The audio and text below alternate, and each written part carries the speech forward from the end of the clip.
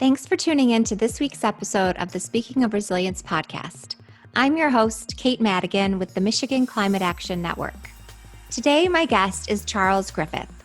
Charles Griffith is the director of the Climate and Energy Program at the Ecology Center. Charles has more than 20 years of experience in research and advocacy on clean energy solutions, and he's one of the top experts in our region on the automotive and transportation sector and advocating for cleaner vehicles, fuels, and transportation choices. In our interview, Charles and I discuss how electrifying our vehicles will help solve the climate crisis and how Michigan, the car capital of the world, can lead this transition, creating good jobs along the way. Here's my interview with Charles Griffith. Well, thank you so much for joining us on the podcast today, Charles. My pleasure. Thanks for having me. So you are definitely one of the top experts on the transportation sector in Michigan and the region, and especially on cleaner vehicles and fuels. So I'm excited to talk to you today about all things transportation and the transition to cleaner transportation. And first of all, what has driven you to work on transportation policy for all these years? That's a good question, Kate. People may not know this, that actually when I started work at the Ecology Center many years ago, we won't say the exact number, I was working more on sort of the toxic pollution issues that were challenging the state and still remain. But when doing that work, we quickly found out that a lot of that pollution was related to the automotive sector, since that's the big industry in the state. And then even a lot of the other industries that supply automotive that are located here, everything from steel and chemicals to other auto parts were related. And so we decided to start focusing more specifically on that industry, created some projects focused on helping phase out some of the more toxic chemicals in that sector, focused on the clean practices and pollution prevention strategies that the industry could use. And then we started looking though at sort of the whole life cycle perspective for the automobile. And then, it wasn't a secret, but, the fact that automobiles were consuming a lot of petroleum products and emitting great amount of emissions from the combustion of those fuels, that was still the biggest impact from cars. Maybe they're sort of a equal weight in Michigan, where we do so much of the production side of automobiles. But we decided that we wanted to really look at that bigger picture. And it turns out there weren't really a lot of groups that were focused on that issue in Michigan, despite the fact that we had, nearly 30 years of stagnant fuel economy history and hadn't updated our federal legislation in many, many years. There were groups on the coasts and other, national groups that were focused on that issue, but not really many from our home state. And we found out that there were some pretty, useful ways that we could get involved in that struggle, because when you really dug into it, you realize that the workers wanted the best technology in their plants. That actually helped make them more secure, because they were more likely to stick around and be the vehicles that people were going to want.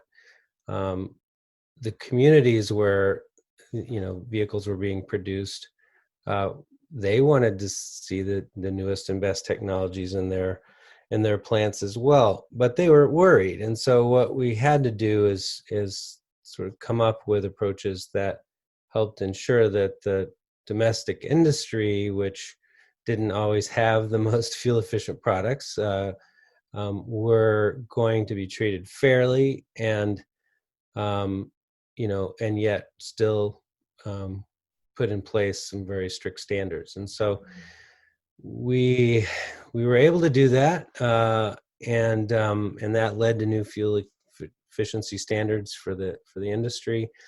But the work still wasn't done. It's still there's still a lot more that needed to be done, and we thought that there's work to be done to help advance electric vehicles. And so I guess we're not finished yet, and that's why I'm still engaged. Okay. Well, and now the transportation sector is the largest climate polluting sector in Michigan. And, it contributes about 30% of all greenhouse gas emissions annually. Is that right? And so we recently interviewed Justin Snowden doing mobility work in the city of Detroit, talking about the work they're doing to make it easier for people to move around without vehicles. The other piece of rapidly decarbonizing all of our transportation is electrifying vehicles. And that's, and also reducing emissions through clean car standards that you were just talking about. So what does this look like? What is your vision for the future of transportation and mobility? What are we trying to get to? Well, you're right. Transportation has now surpassed the power sector in terms of carbon emissions, and all the big decarbonization studies that have really looked at what are the pathways to get where we need to get by 2050 is usually the target date. There's really no way to get there without transforming transportation into electricity-based fuel, and electricity also that is decarbonized, as we're working on as well, and know that you and other guests on this show are working on. So electric vehicles are already less, carbon intensive than gasoline vehicles, even with today's electrical grid, by up to 50% cleaner. But that can and will be even cleaner as we continue to phase out our coal plants, add more renewables to the grid, et cetera. And what we view is, we can do both of those pathways at the same time: decarbonizing the power sector, decarbonizing transportation by moving as rapidly to electrification as possible. And that's not just passenger vehicles, which most people think about, but it's also buses and trucks and other equipment that runs on either gasoline or diesel today. And it's also, we also see a lot of people today trying to pair their electric vehicle, for example, with a solar system that they install on their house, which I'm fortunate to be able to do myself. And it's really a great feeling to be able to drive a car that is being powered by the sun. It's that you're doing your part to reduce the carbon impact of getting around. Mm-hmm. Let's bust some myths here about electric vehicles. So you just went up north. Were you able to make it up north from Ann Arbor with an electric vehicle and find charging stations? I was, and it was the first time in this, it's the first time that I would have been able to do it, since new stations have been put in just this year, in part due to a program that Consumers Energy is running to help underwrite the costs of installing those charging stations, in partnership with the state of Michigan, which is using VW settlement dollars, which interestingly came from an emissions violation from in this case diesel powered cars. So it's a good use of those dollars to be able to help transform to cleaner transportation, like we're doing today. Yeah. And so, what is needed to speed up the transition to electric vehicles? And I know this is a big question, but this is the big question. Like, how are we going to do it? We know we need to get there by Yeah. 2050. That means we need to get started right away and move faster than we are now. How do we do this? Well, this is, like you said, it's a big question. Maybe I can start by just kind of saying there's like categories of policies that I think we need to adopt. One is just focused on the vehicles themselves. How can we create more incentives for the purchase of clean electric vehicles? We have federal tax credits that have started to phase out for the biggest manufacturers, ironically, GM and Tesla. There's been attempts to try to reestablish those standards in a way to extend them for those manufacturers. We need to get rid of disincentives, like fees on electric vehicles that are overly burdensome, I might say. There's standards like federal fuel economy standards that help to drive not only more fuel efficient gasoline cars, but more electric vehicles as well, as those standards continue to tighten. So there's those variety of policies, but then, as you were just asking about a minute ago, there's the charging infrastructure that without having enough available charging infrastructure, so you have convenient ways to refuel when you're away from your home, because most people will have a charging station at home. We need to have more ubiquitous charging opportunities. I use some fast charging stations that are along the highway. That's very important to build out that network, which we're starting to do in the state, thankfully. But we need more public charging at workplaces. A real important place is at apartment buildings where people don't have direct control over being able to add a charging station, for example. Mm-hmm. And there's also charging infrastructure that will be needed for the medium and heavy duty truck sector as well. So again, let's not focus just on the passenger sector. Mm-hmm. But So there's thinking also, about oh, go ahead. fast charging stations, how fast can you charge your car at the fast charging stations? Well, depends on how many miles of charging you're trying to add at a time, but in an hour you could charge 100 or more miles at a time. Okay. Yeah, so maybe 150. So you were saying, I interrupted you. Are these the main policy? Those are the main policy areas. And then I was going to say that we still do need a lot of consumer education, because consumer studies have consistently shown, even though it may seem like there's a lot of press about electric vehicles, and maybe there is, but that doesn't mean that people really understand what an electric vehicle is or can name a model. If you ask them to name an electric vehicle model, most people get it wrong. And then, if you go ahead and get into more details about how it works, or whether, what charging is available and how you charge and all those questions, most people don't really understand it. So you can't expect this transition to happen very quickly if most people still don't understand, how the technology works or even what vehicles are available.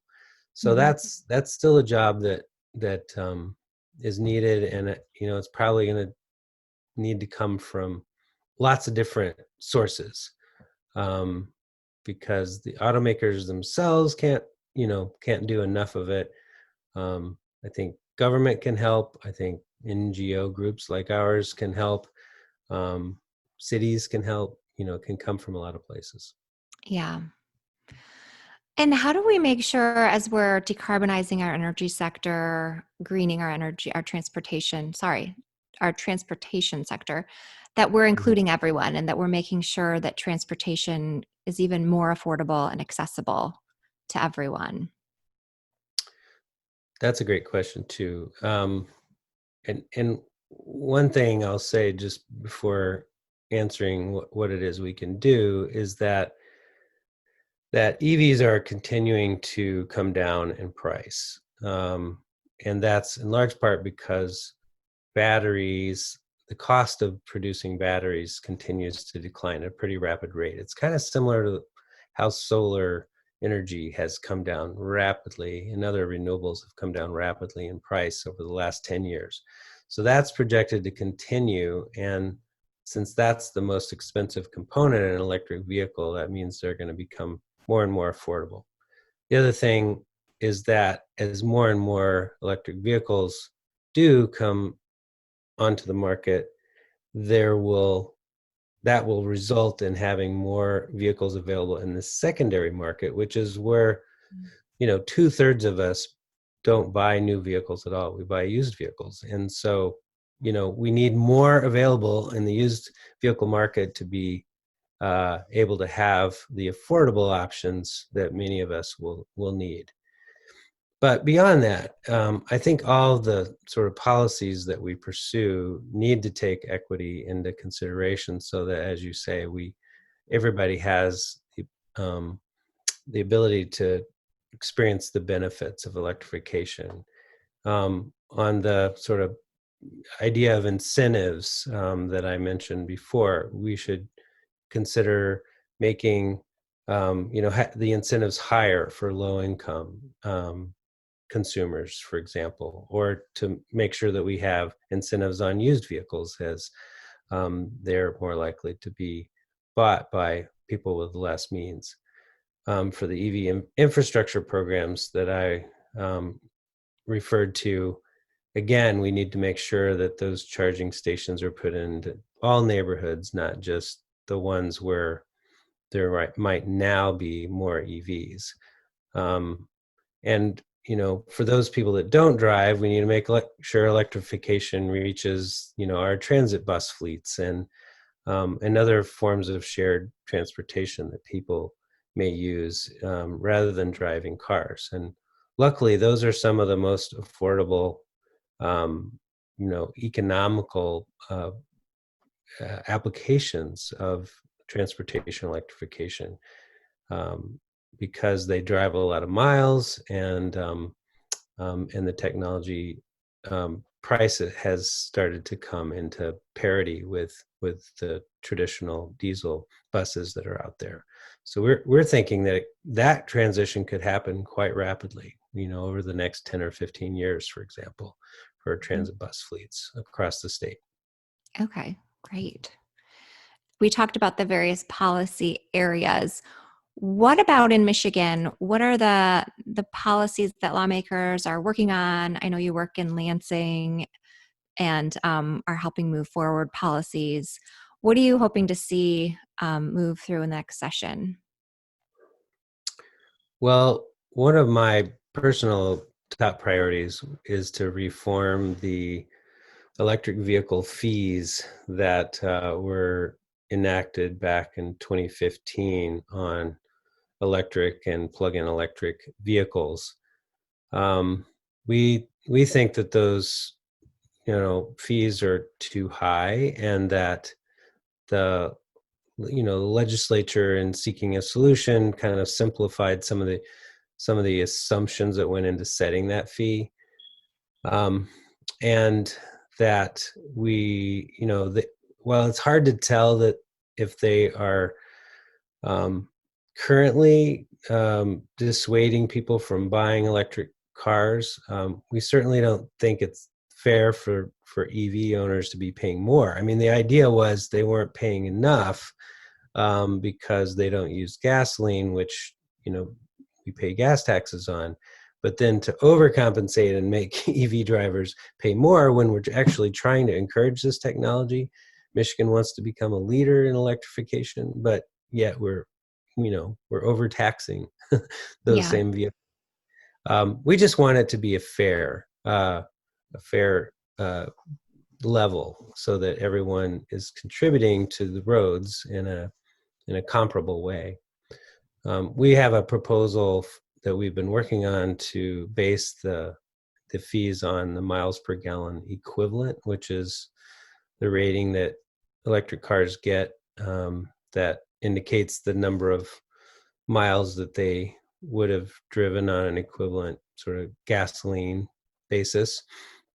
And we think that would result in a fair level, given the fact that EV drivers already pay higher registration fees because they cost more to purchase, and registration fees in the state are based on the purchase price of the vehicle. So that's top priority. Mm. The other thing that we'd really love to work on, and hope that the legislature next session might be interested in exploring this, is something that allows the state to offer purchase incentives for electric vehicles, including, again, trucks and buses, because we know that bringing down that price difference is still probably the biggest inhibitor for people to make a purchase. It's hard these days with budget limitations to imagine funding too much in the way of incentives, but so that's one reason that we might want to look to policies that create their own revenue source by sort of taxing more carbon intensive fuels. So this is a discussion that we're hoping to get started, and would be great if the legislature in this next session would take something like that up. Okay, that's really interesting. Love to talk more about that. Yeah.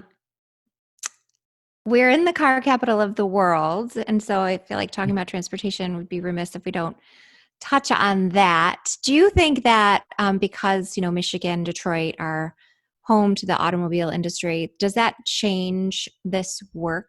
Is it different working on the transportation sector, advocating for cleaner vehicles in Michigan than it would be in another state like Florida or somewhere else? Well, I'd like to believe that it does make a huge difference to work on it here, because we have really the most to gain, because we are that auto capital, and we want to stay at the forefront of this industry and be out front and have leading companies and leading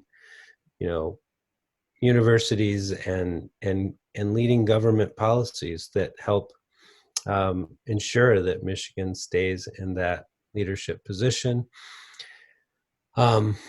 It's Yeah. it's not good enough for me anyway to say we're going to be the leaders in producing electric vehicles, but then we're just going to export them all to other places that want to buy them. I think that's the piece that we still need to get right here in the state, that we need to have those policies that are going to help encourage adoption.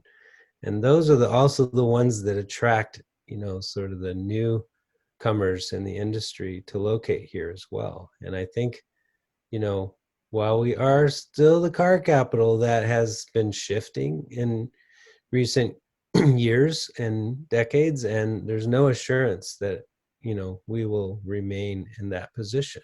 It's Yeah. I know it almost seems hard to say that, but we had two of the three Michigan-based companies go through bankruptcy in the last decade. Yeah. There's just so many things that can happen, and I think in today's topsy-turvy world, we kind of start to realize anything is possible. So there's just a lot of reasons for wanting to make Michigan the leader, and to ensure that we stay that way. Yeah, absolutely. And the auto industry is going to change rapidly because as we transition to electric vehicles. So Michigan really, there's so many reasons why Michigan should want to lead and should be leading, as you said. Um, and Governor Whitmer signed an executive order this year creating the Office of Future Mobility and Electrification. I think in her statements, motivated by wanting Michigan to be a leader, to continue to lead in automobile technology. So, can you tell us about that executive order and what the office she created will do? Some of the highlights. Yeah, I mean, I think the key, though, when you boil it down, is that it does make electrification a priority for the state. Um, it you know it basically appoints this high level office and a new director to run that office to kind of ensure that Michigan is at the top of its game in terms of a whole range of advanced mobility technologies, but now electrification is is carved out as its own area that deserves more attention, and that was something that many of us as advocates pushed for when this new administration came into office. So we're happy to see that. I think the new director of the office, Trevor Paul, has now stated in various forums that he wants Michigan to be seen as the national leader on electrification. So that's definitely very encouraging. And so we still will need to see details as the new office gets up and running and the administration settles on kind of its policy. But there's also this council that's going to be created with the same name. But I think that's important also because it creates a platform to sort of build broad stakeholder engagement on the issue. That council is supposed to make recommendations back to the administration, and the legislature, I might add. So I think it can be and hopefully will be an important way to sort of build that support that will be needed to get new policies put in place to, again, establish that leadership position for the state. Great.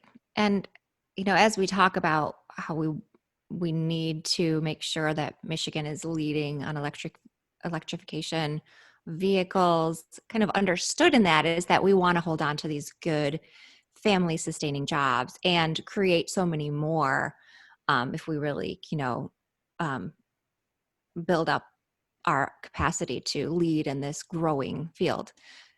Is there anything you want to say about that and kind of where if your work with labor unions and where labor is at with all of this? Well, yeah, again, I think that when ask auto workers or the United Auto Workers Union that represents them, where they want to be on these issues, they're all about keeping the sort of leadership position of their industry, because they again know that that's what's going to ensure their their livelihoods over the long haul. But the one key for them is they want to make sure that those vehicles and technologies, those auto parts related to these new technologies, are built here. And so that's always going to be important for their bargaining strategies. I think we saw out of the GM contract last year that was unfortunately long and drawn out. It did result in agreements about new electric vehicles being built in the Hamtramck plant in Detroit. It led to agreements about building new advanced batteries in Ohio, where they were actually shutting down another plant there. So those are the bread and butter issues for them, and they should be things that we support as well, because yes, we're going to be better off and we're going to have more support for these technologies if we're indeed reaping the benefits of having produced them. So I think we have very mutual interests, and we're gonna we'll continue to work with our brothers and sisters from the labor movement to help ensure that happens. Yeah, thank you. Mm-hmm. And there's also a lot impacting transportation at the federal level. As you mentioned before, the clean car policies from the Obama administration and now the Trump administration is working to roll back those policies along with many other climate policies. What are your thoughts on that, and where do we go from here? The federal fuel economy standards rollback has been really disappointing, especially I think because it was such a signature policy of the Obama administration. I think the first presidential order of President Obama was announcing their work with the state of California to develop unified federal fuel economy and greenhouse gas standards, which was going to be the first time ever that they would be unified. And it's something that the industry had asked for years, because it doesn't really help them to have two sets of standards out there that they have to meet. One unified standard works a lot better. Now, maybe they complained a little too much about where those standards ended up, which kind of led to opening this Pandora's box that led to the rollback.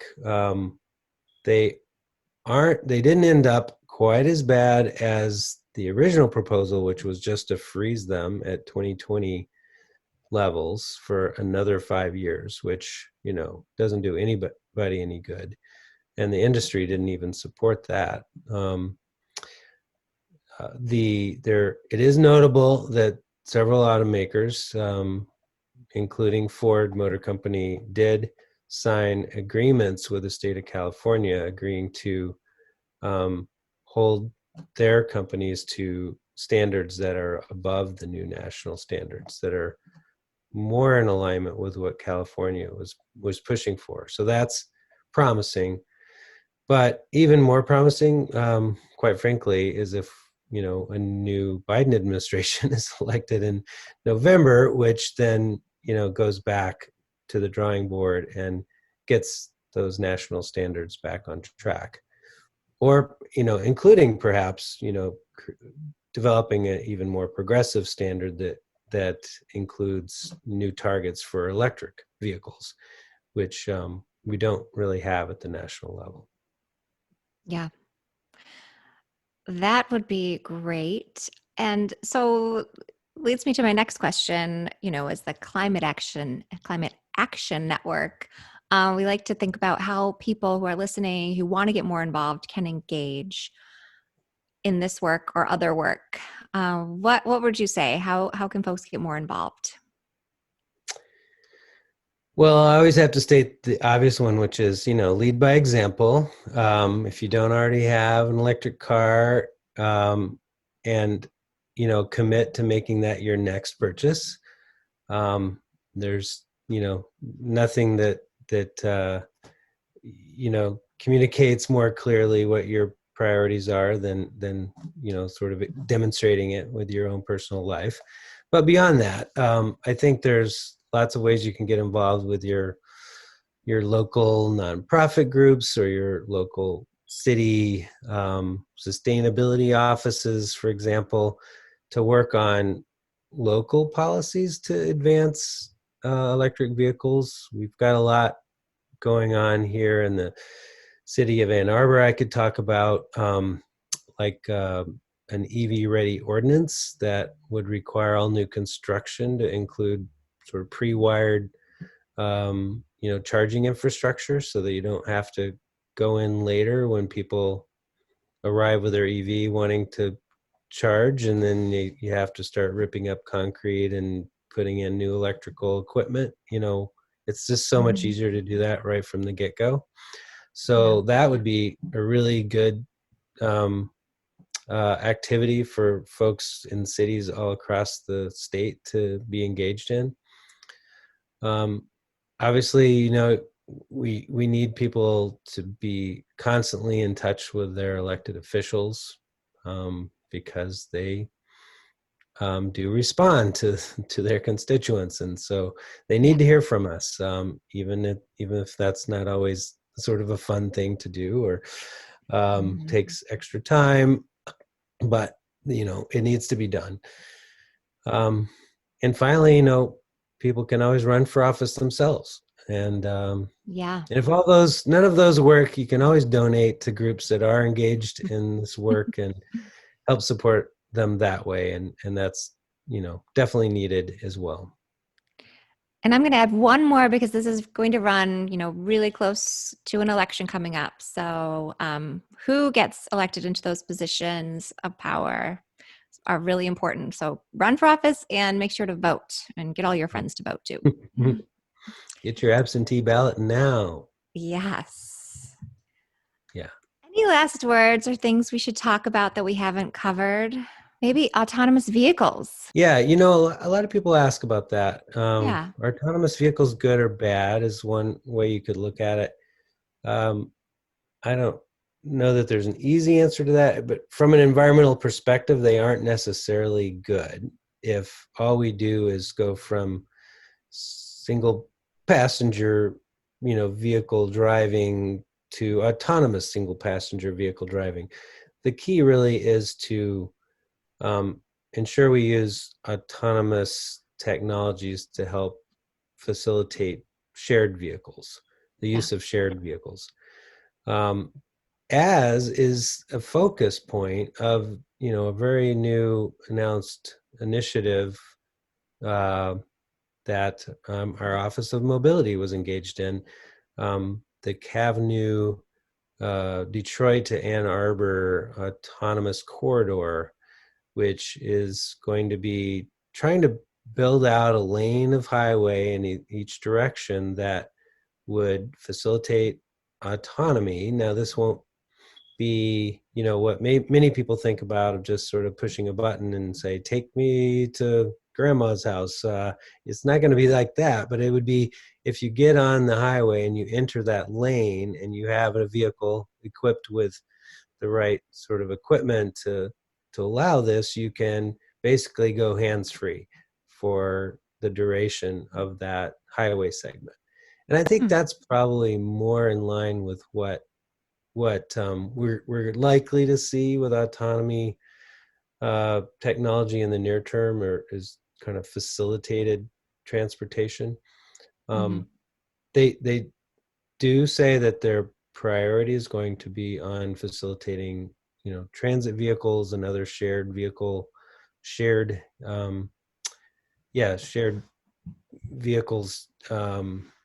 to utilize that technology. So I think that's like a another driverless bus. Yeah, okay. For example. Yeah. That's at least possible. I think we do have some examples of these autonomous shuttles that are in operation, I think in Grand Rapids and in Detroit, where they're little shuttle vehicles that sort of take you from a parking structure to, around I think in Grand Rapids, it's around a loop in downtown. In Detroit, it's, to a office building that's relatively nearby, but not as close as people would like. So I think these little, short distance autonomous vehicles are another good application of that technology. When I hear about what a world would look like with really shared autonomous vehicles, it sounds really convenient and nice. So I look forward to that. Charles, this has been such a pleasure. It's like we were at a conference. Remember when we used to have conferences or a meeting, and then we get to chat afterwards or over dinner? This has been great. Yeah, I enjoyed it. Thank you so much for joining us. Thanks for tuning in to this week's episode of the Speaking of Resilience podcast. You can find more episodes of the Speaking of Resilience podcast on our website, groundworkcenter.org/podcast, and on all major podcast platforms. If you appreciate this content and want more of it, become a podcast supporter by donating at groundworkcenter.org/podcast, and we'll give you a shout out in our next episode. Stay up to date by subscribing to this podcast wherever you listen in, and don't forget to like, subscribe, and leave a review. This helps other listeners find the Speaking of Resilience podcast. Like us on Facebook, Instagram, and Twitter at Groundwork Center and at Michigan Climate Action Network. Speaking of Resilience is created by the Groundwork Center for Resilient Communities and the Michigan Climate Action Network. This episode was produced by Miriam, Owsley, and Jeff Smith, hosted by Kate Madigan.